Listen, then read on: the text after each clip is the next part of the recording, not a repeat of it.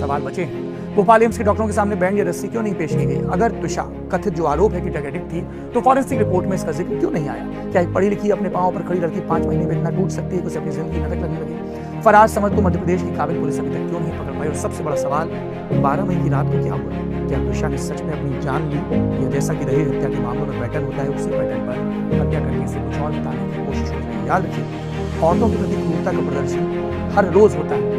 National crime record bureau (NCR) इसकी 2024 की report बताती है कि हर दिन करीब 16 महिलाओं को देश में अपनी जान गंवानी पड़ती है, सिर्फ इसलिए क्योंकि शादी के बाद उन्हें दहेज, प्रताड़ना और घरेलू हिंसा का शिकार बनाया गया है। बात सिर्फ एक केस की नहीं, बात कल्याणकारी राज्य की अवधारणा की है जो न्याय पर टिका हुआ है। हमारी नजर बनी हुई है मोहन यादव की मध्य प्रदेश में शासन कर रही भाजपा सरकार, केंद्र की सरकार और सुप्रीम कोर्ट इस फैसले पर, इस मामले पर क्या फैसला लेते हैं। जब सब खत्म हो जाता है तो क्या बचता है? शोक। जब शोक खत्म हो जाता है तब क्या बचता है? स्मृति। और स्मृति का क्या करें?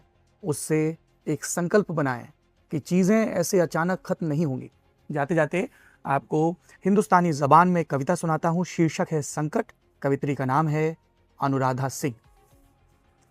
सारे संकट प्रेम के थे, हिंसा का कोई नहीं।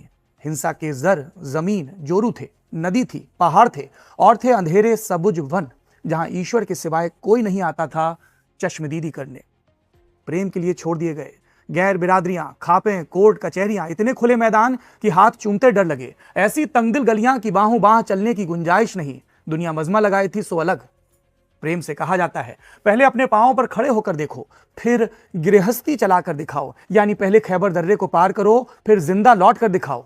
हिंसा से कोई उम्मीद ना थी, वो खंजर भी पहुंचती थी मरने वालों के कपड़ों से। जब भी आप इंडियन एक्सप्रेस देखेंगे तो इस बात के लिए आश्वस्त रहें कि जब तक हम खुद खबर की तस्दीक नहीं कर लेंगे, तब तक आप तक खबर नहीं पहुंचाएंगे। और जब पहुंचाएंगे तो कोशिश रहेगी कि पूरी तरह तथ्य सम्मत ढंग से हो। यह है इंडियन एक्सप्रेस हिंदी, और यह है हिंदुस्तान की एक और कहानी जो न्याय की दहलीज पर आंखों में इंतजार लिए खड़ी है। आप हिंदुस्तानी जबान में और वीडियो में ये देखना चाहते हैं तो हमारे चैनल को सब्सक्राइब करें। शुक्रिया।